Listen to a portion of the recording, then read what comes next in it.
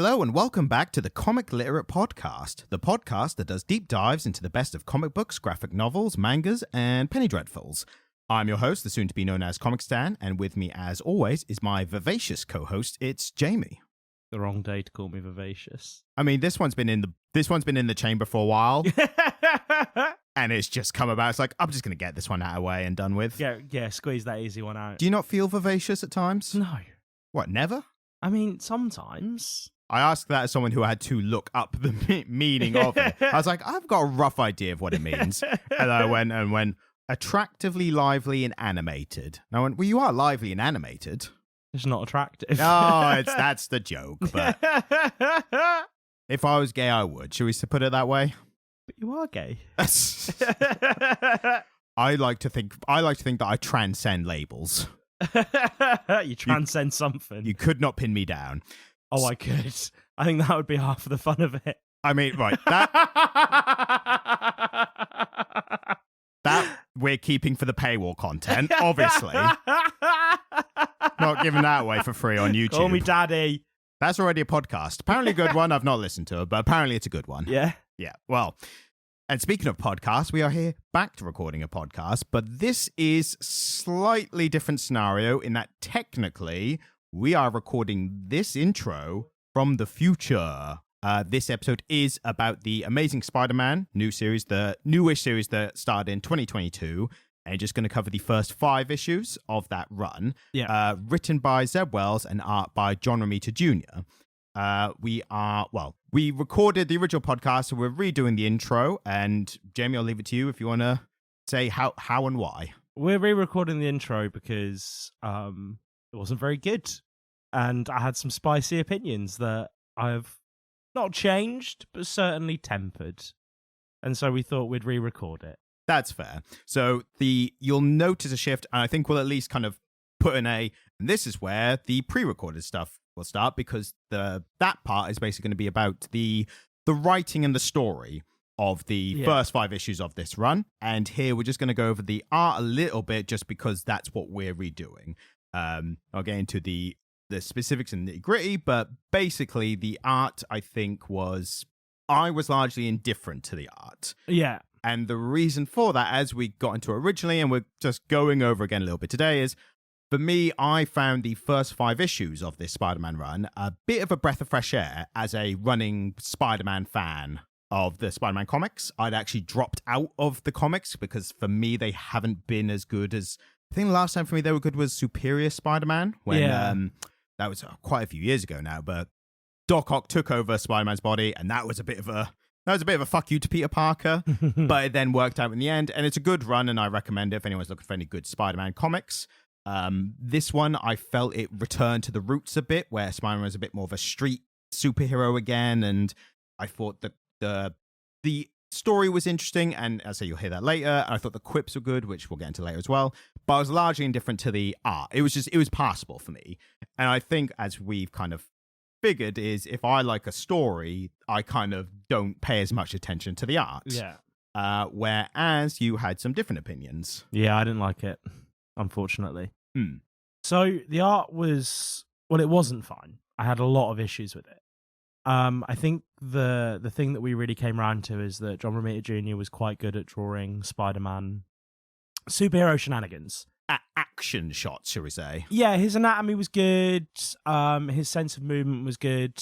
I mean, unfortunately for him, and I think probably everybody else who's ever drawn Spider-Man, nowhere near as good as his late father, whose Spider-Man work is fucking phenomenal, Ryan. And if you haven't listened to it, last week's episode was a remembrance and celebration of John Romita Sr.'s work. So if you want to get into that, that's last week's episode. I think my main issue with it was the faces. And to be fair, you did show me some faces, and it was genuinely like I didn't notice that, but now you've pointed it out, I can't stop seeing it now. That there was just kind of proportional problems, and just some of the emotions weren't as into. I'm putting it in the very corporate light speak. I'm going to reuse one expression I used, which is one of the spicier ones, but not the spiciest. Sure. Which is that some of the faces kind of had the blank expression of a fuck doll. And to be fair, as soon as you pointed it out to me, I did see it, and I couldn't stop seeing it. So, yeah, we've just, as I said, recorded that part again. And then after this, it's going to go into the rest of the episode, which again focuses more in depth on the story, writing, characters, and such. The one thing that I will just to make the listener aware of is that I'm quite low energy today. I've had a very long day. What you're about to experience is a very angry Jamie. Yes.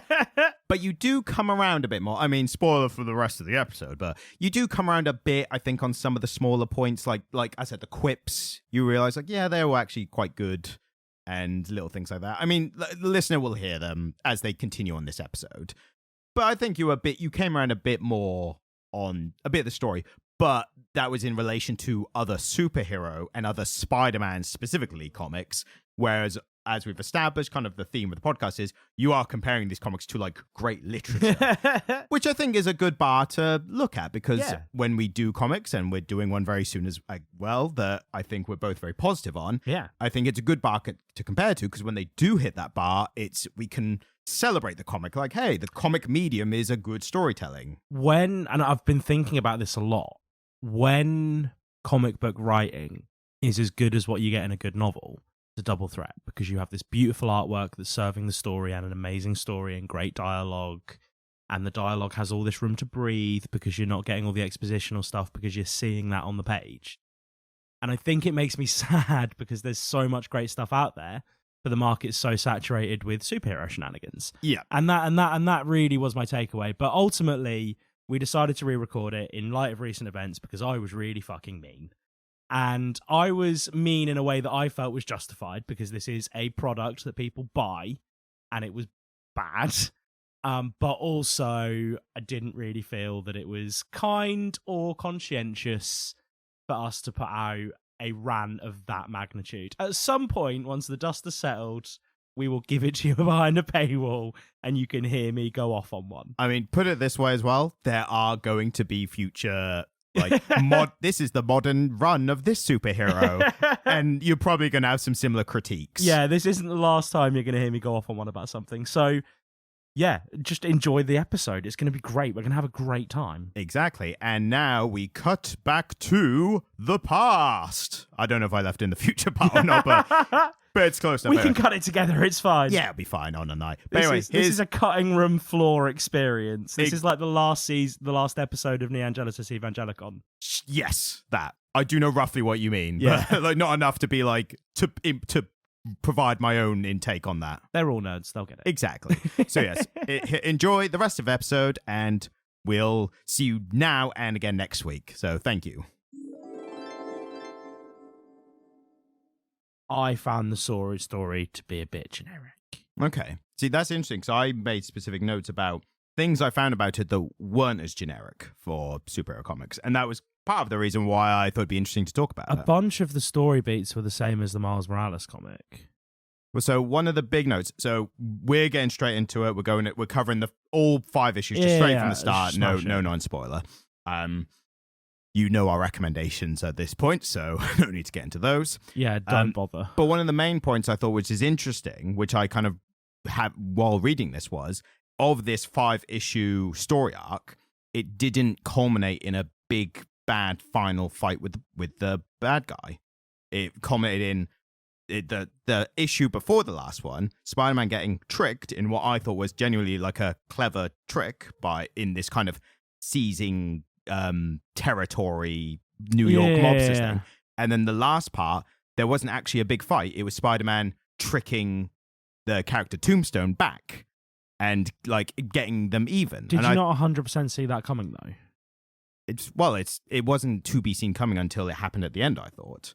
What, Do you mean Spider-Man being tricked, or Spider-Man doing it back? No, Spider-Man being tricked. I didn't see it initially. When I reread it now, I noticed the bit with the F train. Yeah. Yeah, so I didn't notice that initially. 100% they told you what was happening. Well, I'd say they signposted it and then it happened, yeah. Yeah. If you've like been to New York and got on a train in New York, you would know. But most people in the world haven't, so it's not. But we both have. Yeah, I did. Mine was over a decade ago, so I remember like where the F train goes to Harlem or not. Yeah, but it was more the point of like the when I first saw it initially, I thought it was showing how ruthless Tombstone is with his goons, and then rereading, going, oh yeah, that was like the signposting of them not being in Harlem like he said he was. Yeah. But I still thought, but regardless of it being signposted or saw it coming or not, I still thought it was interesting and more interesting than the usual, like, I'm gonna get you and I'm gonna find the people that you love and hurt them. And admittedly, it was the only story beat that I found interesting. Yeah, and I looked at it and went, oh, okay, that's all right. And that was good. And then Spider-Man tricking Tombstone back using the same thing. Yeah. So the way that Tombstone obviously got away with using Spider-Man is when people are like, oh, it's awfully convenient that Spider-Man took out your enemies for you. And he goes, I would never work with Spider-Man because, we know that none of us would, because that's the worst thing you could possibly do. And then later Spider-Man's like, hey, I sent, what's his name? The green guy after one of your areas. Didn't want to interject because then people might think we were working together, and using the exact same thing back. So I thought, in terms of we know the generic superhero story arc of bad guy, trouble happens, big boss fight, resolved, and then like maybe a signpost of a bigger bad behind the original one, or those kind of things. And I thought this was interesting, where it was like more of a more intelligent than the typical like tricking, rather than a big fight at the end. So just on that base, I thought it was different enough. I mean, I don't know that that's interesting enough for me to recommend it as a piece of storytelling, though. I suppose obviously I'm comparing it explicitly to your usual superhero comic. But yeah, I said I'm just comparing it to the stereotypical, again, Marvel, DC superhero comic. It just felt like superhero shenanigans. Like, him being chained up in that basement for a bit was exactly what happened to Miles Morales in the last Spider-Man comic we read. It just felt like superhero shenanigans. I mean, we are reading a superhero comic, so... Yeah, I know, and unfortunately, the story fell completely flat for me. Yeah, we are going to keep coming back to... And we're not going to do any superhero stuff for a while, until whatever the next big comic, big movie tie-in is. But we're not going to do any super stuff for a while for having done it for 2 weeks in a row. Yeah. But we are going to keep going back to the point of me being into the genre. I'll see the better and worse ones, and if you're not into the genre, they just seem much more of all the same to someone who's not into them. Yeah, and I do see that nuance of Peter Potter trip, but I don't think that little nuance is enough for me to be able to recommend it as a piece of storytelling. They're all just so bland, and that's the thing. The story was bland, unfortunately. There's none of that rich character development that engages me in a story. Peter's a bit down on his luck. He's looking for a job. Everybody's worried about Peter. Yeah. That's the subtext of this story. There's not even particularly anything interesting happening in the subtext of the story. You weren't interested in the mysterious thing that happened beforehand that keeps getting referenced? Well, no, because I just assumed that was some bollocks that happened in whatever came before this. So, yeah. So, again, like, as I always say, like, I always want to get your perspective as someone who doesn't know what's happening. I interpreted that even though I hadn't read the thing that happened right before, I still interpreted that this was a thing that happened before was not something anyone had seen before. Right. Okay. So it was a mysterious thing had happened previously, and that's what's causing the repercussions now. Yeah. The only reason I know that, and I think that's, again, this is part of someone who reads it more, if it was something that happened in a previous comic, I know there would be a reference, and that some of the panels had like a little bit at the bottom, where it said, check out this happened. Check out issue number 23 or whatever. Yeah. And the only thing it has for that is it has a bit in the corner that says something like, it's one of those that says we don't know what this is. So, and that is a little bit of a breaking the convention in itself, because normally those are strictly used as like, check this out back in issue 127 or whatever. So I know there's a mystery here that they haven't shown yet. So for me, that was a little bit of intrigue, but again, not quite being like, oh my God, this is breaking new ground or anything. Like, I was like, this is a little something for me to see where it goes. And again, I suppose it comes back to the fact that these are inky comic books for children. Yeah, and this is exactly that type of one that would come out like a newspaper stand, Yeah. a monthly, or in this case, bi-monthly, twice a month. Right, Bi-monthly. every 2 weeks. Yes, yeah, fortnightly. The UK people might say. Absolutely. Yeah, coming out fortnightly, so this would be like a kind of continuation of it. And again, I found it a little better than usual because unfortunately I've read a bunch of ones that were worse than this. Yeah. That I was just like, why am I reading this, and put it down. And for me, being such a super fan, that general dreck of like, why am I reading this and putting it down? You can only imagine what that is. If I'm looking at this going, this is actually interesting for me and I'm going to keep reading it. So what do we think of Peter Parker's interior monologue? Because we see a lot of it. Yes, we see a lot of it, but again, comparing to actually some good superhero comics we've read previously, this I thought was better because it was short. There were shorter bursts of it, and that felt more realistic. As we've had this discussion, I don't think we've had it on air, but there's like a current awakening happening in the world where people are realizing that some people think in interior monologue, and some people don't. Absolutely. So, and we are one of each, aren't we? Yeah. I think an interior monologue. So when I read this, this to me is like, this is a day in the life for me. Like, this is how I think. You're just ambling about with a little voice in your head narrating what you're up to. Pretty much, like I'm talking to myself. Yeah. Whereas my brain is quiet. I don't have an interior monologue. But you say you think the same amount, but not in like specifically language talking back to yourself. Yeah, it's really hard to quantify what my thoughts are like. They're just thoughts. Would you say they're more like visual and audio or auditory? They're just thoughts. How would you describe a thought? Because to me, a thought, again, is like language. Like I could describe a thought as like saying something. Or if I'm recalling a memory, it's a visual of that and, a reliving of a memory. Yeah. But if I'm thinking something abstract, then I'm thinking in language. It's really hard to describe because it's just the inner workings of my mind. So I was just thinking of the SpongeBob meme. It's like the inner machinations of my mind are a mystery, and it's the Patrick with like the hamster wheel or something. I mean, that's essentially what's happening. Like, so it's really hard to describe what happens inside my head because it doesn't happen in language all of the time. I can make myself have an interior monologue if I want one. Like, if I want the little voice to be there, I can do that. And same for me. Like, I can force myself to imagine a visual or auditory. I'm using the right word, aren't auditory I? Is visual and auditory. Yeah. Auditory is hearing. Yes. So I can imagine a image or a sound or a smell or whatever. I was about to ask, do you have olfactory memories? As in smell? Yeah. Well, smell can for me. Smell can ignite visual memories. Or I can picture a smell in my head. That's interesting. Like the smell of, there was, the white stuff that they used to paint on school fields in Britain in the 90s to make like the running tracks and stuff. Yeah, I'd say I can imagine a smell as well. The bleachy smell that had? Yeah. Really distinct. I'm imagining it now. Yeah, I can. So I'd say there's no difference there. I think we can all imagine smell. I thought you were going down a route of like, you could visually imagine a smell or something. Like, across, there's a thing of cross senses. People get that. I don't have synesthesia. That's the one, yeah. But the main point we were getting at this, just in case people were thinking it was like a huge tangent, is that there is like people recently on the internet discovered that the other half exists. Yeah. So, but this was one of those like, do you piss in the shower or do you stand up or sit down to wipe? Like it's one of those where people went. I think I saw it on Reddit, and I think it's happened a few, probably other places. It's as well. Something that happens so privately that no one even thought to question.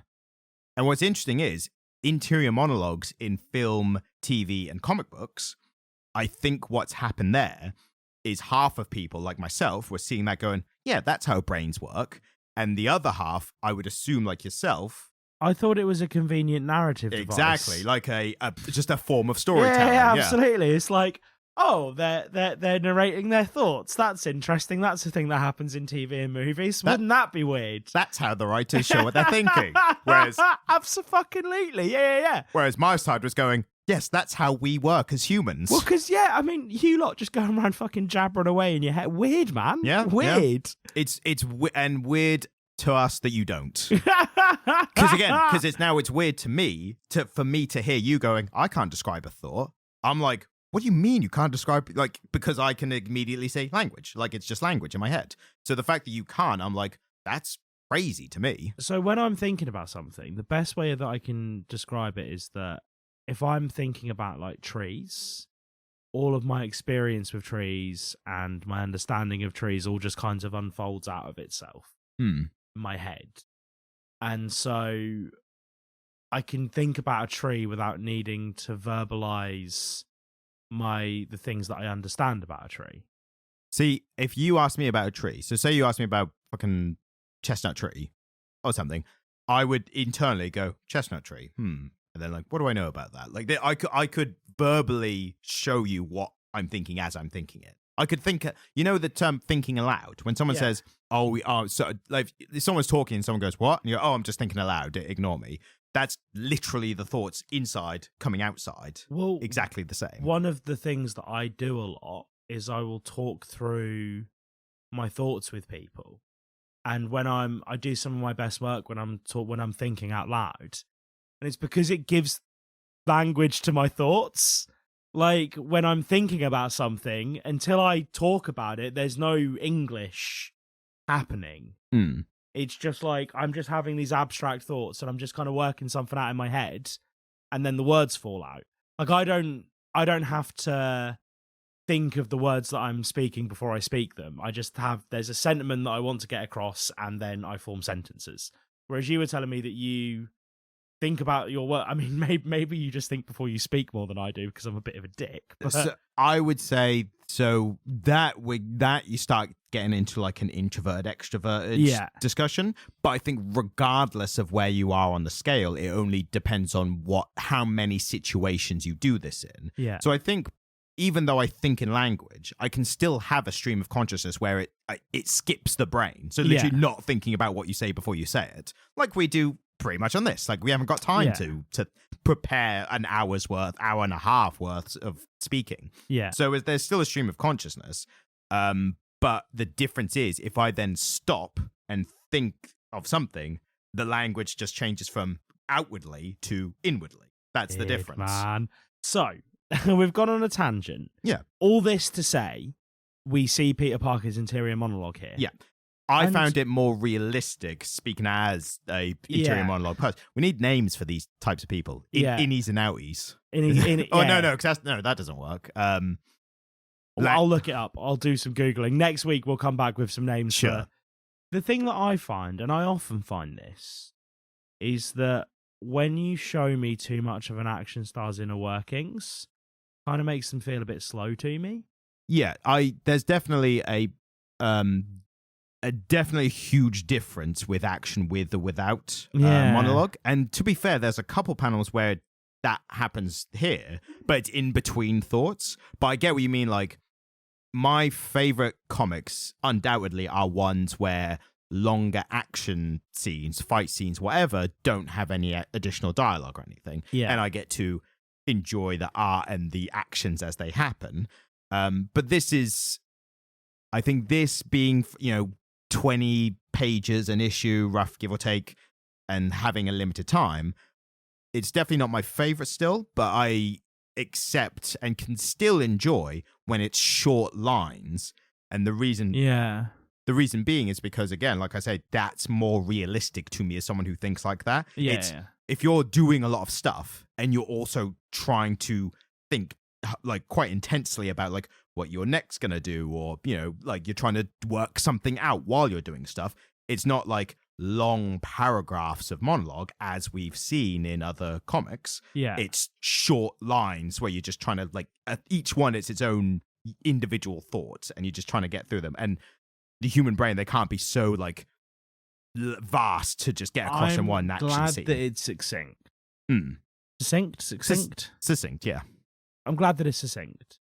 I just find that it's the same with like Bond novels and stuff like that. If you see too much of their interior monologue, it makes them come off as a bit slow. Yeah. But it's interesting because it's peppered throughout, isn't it? It's one of the thematic things that they're doing quite a lot here to convey the story is giving us Peter's internal monologue. We also have a not very quippy Peter Parker. See, I was going to say, I think it is a good level of quippy. I was going to say he's not overly quippy. He's not Deadpool quippy. And also, I found some of his stuff quite funny. Like, I when I say funny, I don't mean I was actually laughing at the comic like I have at genuinely funny comics. Yeah. Like, there was bits in 8 Billion Genies that I actually, like, audibly chuckle, slight chuckle while I was reading. I didn't get quite to that level, but it was funny enough that I was like, this is good enough writing that, you know, it didn't come across as corny or overly quippy or cheesy. It wasn't quippy for the sake of quippy. There were a couple moments that I found funny-ish. And I know what you mean. I didn't chuckle out loud at any of it. I did note some of the ones, which one was, can I offer you some thwip before I leave? Yeah, no, that one, yeah. And then he does it again later in the same joke, which makes it funnier. And also, thwip is the sound that his web shooters make in this comic. And I think that's quite like a... it's a very mild fourth wall break, isn't it? Well, I was going to say that, and it's a very ingrained thing in Marvel for decades. So there's certain sound effects that they've just always used that same word for. Thwip is Spider-Man's web shooting, and the other one is I think it's skit, like SKIT or SKRT. Is that for Wolverine's claws? Exactly, yeah. So those are two like institutional, like these always are written this sound, which I like that as a little like staple isn't it? Staple of the genre. But the other line I thought was funny was he's kind of very seriously getting dressed and getting out the window to confront Tombstone after he's looked after the kids, and he just says the last little thought is, "There's pudding in my mask," and that was just like a little like, yeah, that's funny, and that's just to himself. And then one of the bad guys later on turns around to him and goes, "You smell like pudding." Yeah, and that was that I found that nod to it more funny than him realizing there was pudding on his mask. Yeah. I also I appreciate in something like this, where one character compared to the rest is especially quippy, and that's a character trait, yeah. And everyone else is just their varying levels of quippiness. Yeah, we've not got Joss Whedon, the one's nonsense here. No, like, exactly. Not everybody's quippy. And that this is a good argument for like why Spider-Man stands out a bit better. And a character trait for him, which there's a specific panel in one years ago which really put it well, which has kind of been recirculated as like a writer's really good explanation of it. Basically, it's Peter Parker's. He started being Spider-Man when he was 15, and he was scared to death while he was doing it. And though his own coping mechanism for intense fear and, you know, the tension of humor. Saving lives was to just try and make himself laugh and like try and joke around. And so that being such a character trait with this explained backstory comes across way better than when everyone else is like, every character has to be funny all the time. Everyone's a bit grim in this. They're all a bit serious. So MJ. We don't know why they're not together right now. She's got kids with another bloke. So that's probably why. My thinking initially was, is this like a bit of a red herring where they're not actually her kids? Because one of the kids is also redhead. Yeah. But I think that might be a bit of a red herring of like making you think they're hers. Yeah. When actually it might turn out that she's basically their stepmom or something. Yeah, because she's airing. We know that MJ is airing Peter Parker's calls. Yes, I mean she basically tells him to stop calling. Point. So we know that something's happened. That's the only part of the subplot that really had any traction for me. The most human drama element. Yeah, to the extent that off air I will probably ask you what comes of it in the next 9 issues that you've read.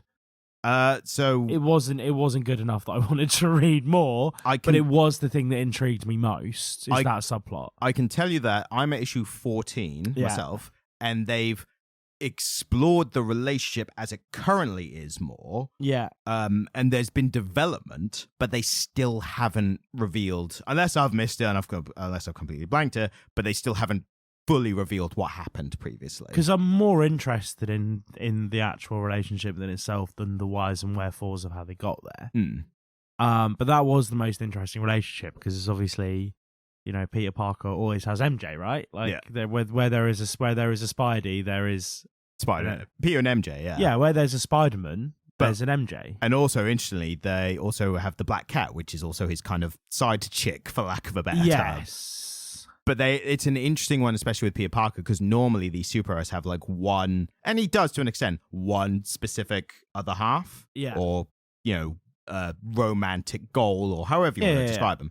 Spider-Man has always had MJ as the main one, but Black Cat's always been an interesting one because she represents the Spider-Man side of his life, and the fact that he could, if he chose to, have separate romance. Well, back in the day, he could have. Now, MJ and Black Cat know each other. So that's kind of, they're probably not into that. Well, again, because from my experience of Spider-Man films, sometimes his romantic interest knows he's Spider-Man, sometimes she doesn't. Yeah, normally there's a point where they reveal. Out. One of the problems with Marvel and their soft rebooting is they'll keep stuff going, but they'll keep rebooting the stories, but they'll keep the narrative going. So the problem is, technically, Spider-Man and MJ have been married, and then after he revealed his identity to the world in Civil War, had to make a deal with Mephisto to give Aunt May one more day. The story that was pretty much critically reviled was One More Day. Right. And Mephisto's like, yeah, I'll let her live, but you guys have to like forget you were ever married or something. And yeah, it was horrible. And le garbage. Yes. Monsieur, you ordered the garbage. And that's where most comic book fans would agree with you, actually. Yeah. We should probably do that one at some point. Fucking hell. The worst of the worst, just to see how you get on with that. I mean, I get less riled about it when you don't disagree with me that it's bad. True, but at least it's good that we've had. I think the discussion is more interesting than if we both went, well, this is shit anyway. Like, I think it is. Yeah, no, we got into it. We had a chat about it. We aired our grievances. And luckily, most of the time, we do better stuff that we just talk about how good it is. And to be fair, I think I've got one lined up for next week that'll be a better read. I can read garbage. I mean, like I said, I try and space out the vegetables so we get a bit of good stuff in between. I can waste my ever-perspiring sentience and life reading garbage. That's fine. I mean, your sentience might be aspiring. I plan on living forever, personally. Right. Okay. We're at that age where if we make it to like 70, 80, they're just going to plug us into AI. Yeah, like, and I don't want that. A body in the trays that in the morgue where they put bodies in. One of those, like Futurama. AI, plug in the brain, bang, you're in Call of Duty real life. That's my retirement. I can't think of anything that sounds worse. Well, you die, I'll take your place. And can I have his tokens if he's dying? Can I have his game tokens, please? I won't miss him, he's fine. God, well, no, imagine, because at that point they could beam adverts directly into your fucking consciousness. Yeah, they're going to do that if you're alive or not. Like. Yeah, fucking A. Where was it? I saw somebody had an advert on the screen in their car. And I was like, we have fully fucking reached. Do you know what I mean? I mean, so screen in the car, surely not for the driver. Yeah, the screen in the middle of the car. That can... But the driver was still facing the windscreen, right? Like, looking at the road. Well, I imagine they'd gotten their passenger to take a photograph of it. Right. But there was an advert on the sat-nav screen of this car. Right. So just as you need to make your turning, it's like, you can either pay for the premium and not get the ads, or you have to watch this 30-minute advert before you can get to your destination. Yeah, I mean, that's just inevitable, unfortunately. But back to the comic. back to something more, I don't know, is it more better thing to talk about? No, it's more depressing. Equal. Come on, let's say equal for the depressing capitalism, rampant capitalism versus like a comic that's so-so, you know? Yeah, well, and I think we're going to have this problem every time that I read something